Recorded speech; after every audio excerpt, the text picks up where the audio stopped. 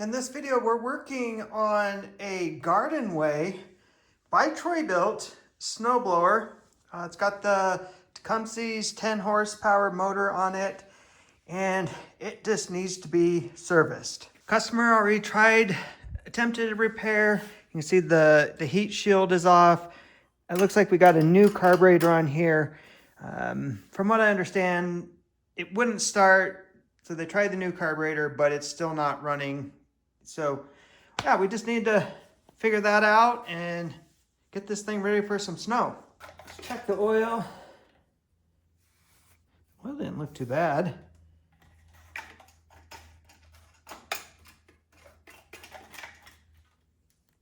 And it's just above the full, and that's perfectly fine. Let's check for gas. Well, that's bone dry. All right. Maybe somebody did just drain it all out when they took the carburetor off. Gas in it.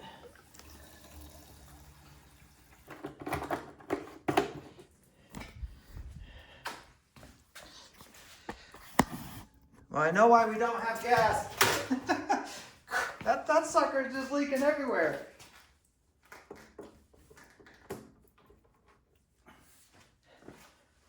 All right, I ran onto the other side and put a clamp on the fuel line. All right, let's, oh crap, I didn't even see that.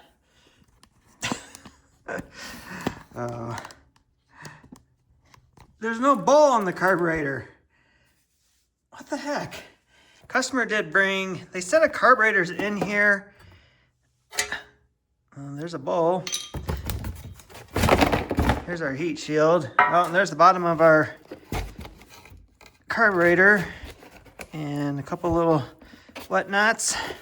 The bottom of the carburetor here, and it looks like the main jet is wedged in there. I don't know. Let's take this carburetor off. And the easiest way to get these carburetors off is actually just take the whole intake off.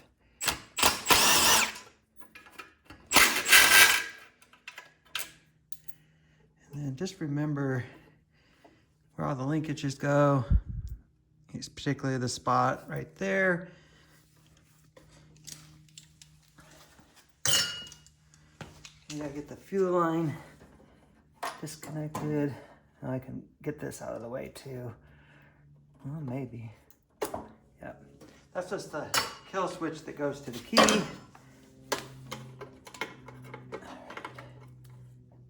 Clamp off. We got our priming tube. I almost called it a blow-by tube. That's the blow-by tube right there.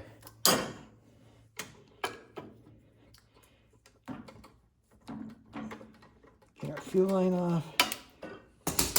And then get the carburetor off here. All right, I really don't know what's going on here. I have never seen this. It's like somebody just took that jet and hammered it in there. And here's the carburetor that was in the box. And this looks like the right carburetor because you can adjust the low end and you can adjust the high. These are the best carburetors for that Tecumseh motor that's on there. So let's just take this off. And even the bolts that hold the carburetor on, to me, I mean, they look like they're working, but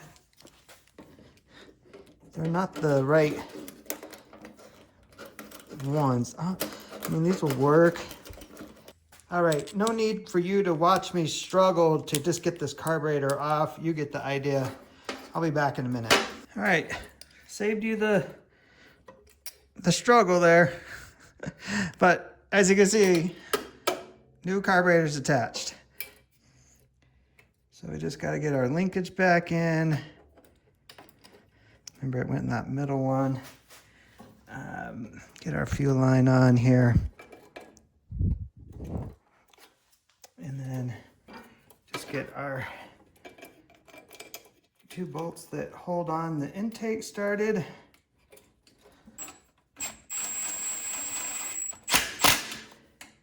And then we just gotta get our clamp back on.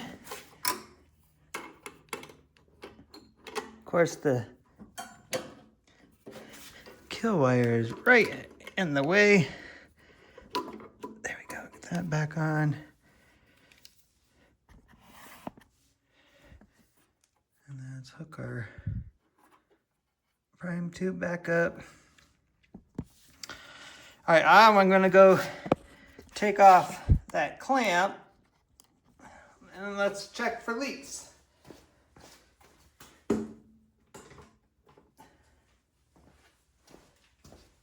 All right, we're looking good. So let's try to start this thing and see what it does. All right, prime is working.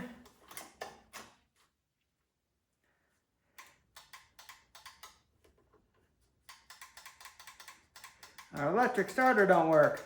Let me double check my cord. Nope, does not work. That's okay, if these things are tuned right, you should be able to pull them with like maybe 3 pulls max.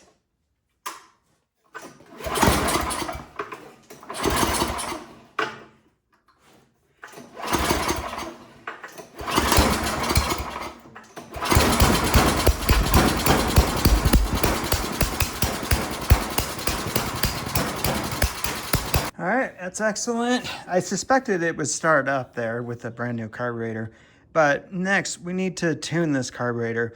This is, I mentioned earlier, this is your low end, your idle mixture.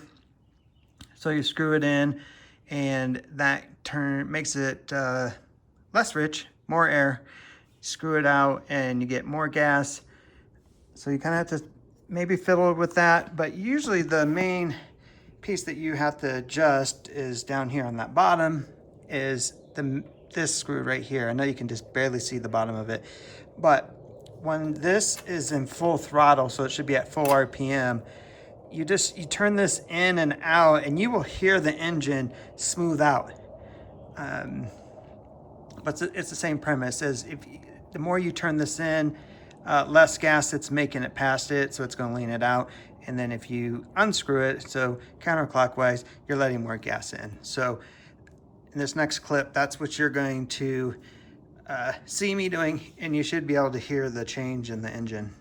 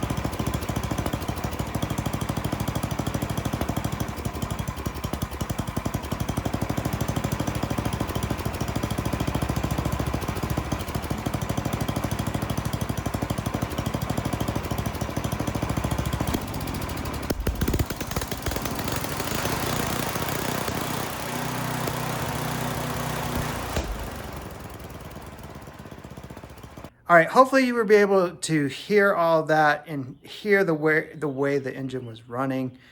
I did the high end first.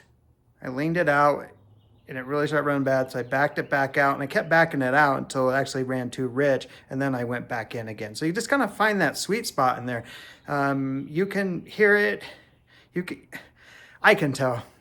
Hopefully this video will show you how you can tell if it's running right. And then when I had it at idle, you saw when I turned in that mixture screw in, it almost died and I backed it out like another half turn or so. So that's right where you want it. Well, now that I got it running, we'll continue on with doing the service on it. And part of that is inspecting auger housing. Just looking to make sure it has the shear bolts in it, which it does. Our scraper is looking pretty rough. Let me show you there. Let's see. Yeah, they've been actually chewing up. Whoop! They've been chewing up the auger housing. All right, they've been chewing up the auger housing. You can see it back there. So you put the scraper blade on, and that's designed to wear so you don't eat up your housing. But they've been eating up the housing. There's not really much you can do about that. You can see the ends on the side over here are in pretty good.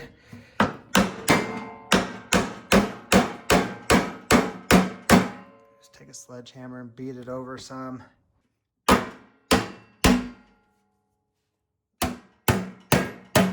So depending on what type of surface you're plowing, you're supposed to set these height adjusters on the side. I always use an old height adjuster because it gives you an 1/8 inch gap there. I slide it underneath there and use that to set the gap. So you can see on this guy over here, see how high it is off the ground now?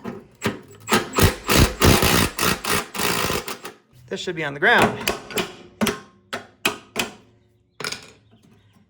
And then you just tighten these back up. And you can actually see there's no light right down here, and that's because the housing is gone. So I'm just gonna eyeball this side. All right, now we have a little bit of a gap over there. We're riding on this shoe now. Next is checking out the drive and the auger belts.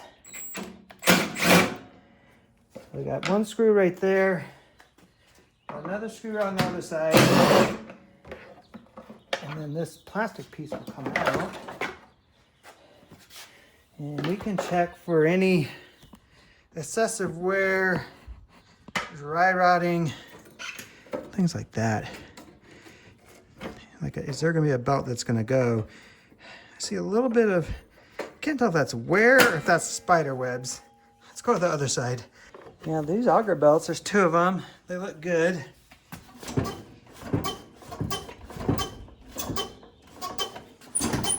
Everything seems to move okay. Now I'm just looking down there to see if our dry plate is moving, and it is. And the dry belt looks good too. I just think I see something on there. It's spider webs. The belt's not cracked. It's not dry rotted. All right, next I make sure the chute works. Make sure that's moving freely. And that is. Next thing I'm going to address, you'll see the gear selector has got a bungee cord on it. Not sure why. Well, that's because it's just falling off. All right, trying to figure this thing out. We got to flip the machine up anyways because I need to get into the belly here. So we got some bolts that we just need to remove. A couple down here.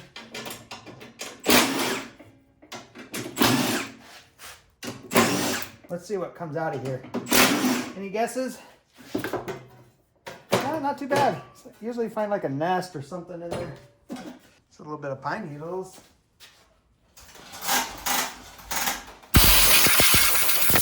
Yeah, see the spider webs?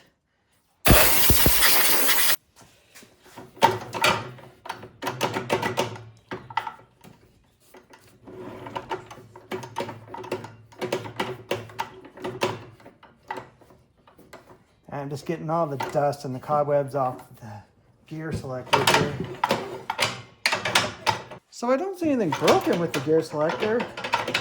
I mean, honestly, it's wobbling. I just think that this piece needs to be bent. But before we do that, let's put some grease on the gear select there. And yes, everybody in the comments, I might get some on the friction plate. We'll clean it up, don't worry.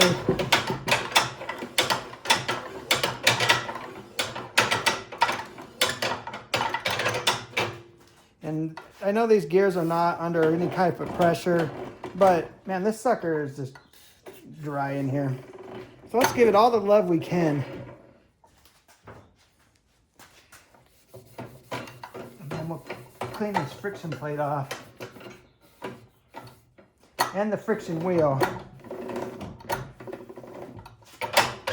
And then we want to feel the friction wheel to see if it's getting chewed up or anything like that.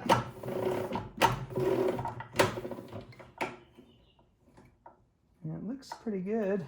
You can see this black ring on there.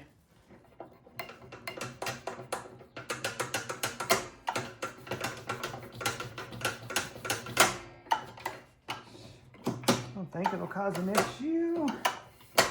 If it does, we'll come back and clean that off. But somebody must have had it. What? Fastest gear. So that's 5. Just ran it there.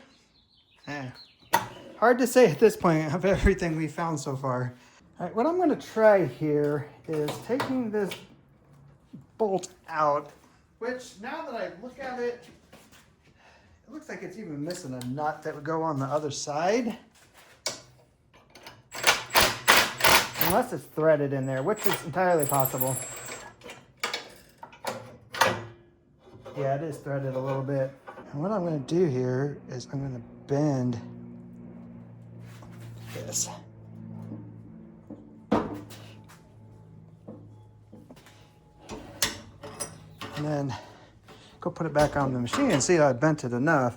But all I'm trying to do is just make it so this bend right here is more forward so it'll stay in the gear selector.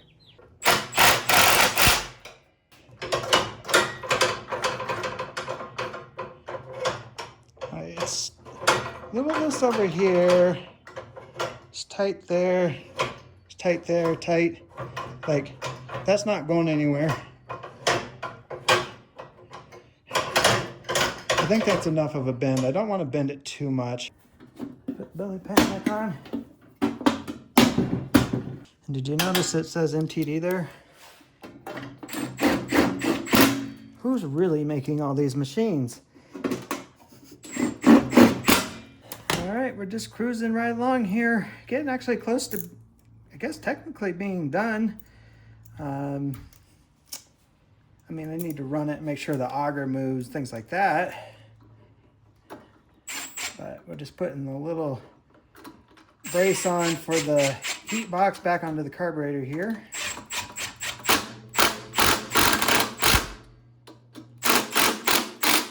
And then next we want to put on the choke lever. All right, next let's get the heat shield back on.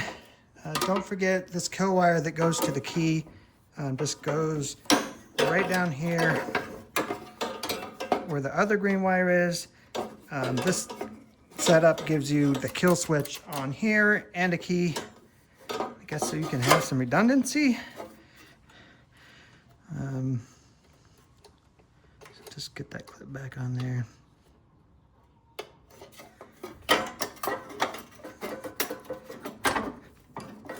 And just have to work this up, get that through there.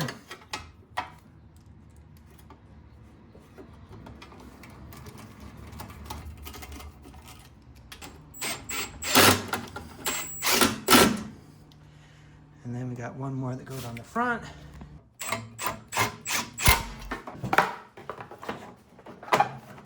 Put our plastic cover back on.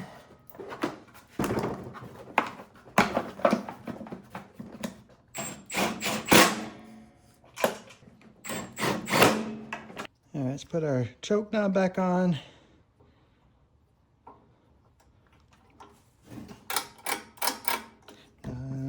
Whoops. And our key. Let's see how the spark plug looks. Not too bad. I'd rather be a little rich than too lean though. Too lean, you'll burn your motor up.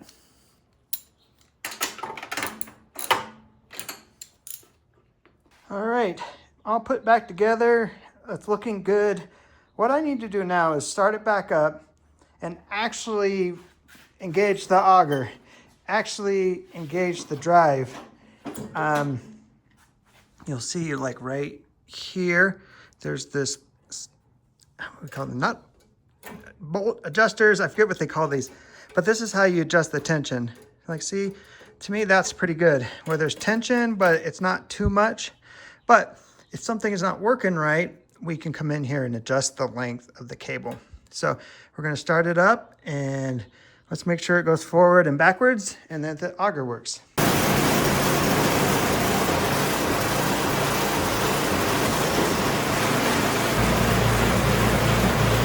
All right, off camera, I ran it just for a bit.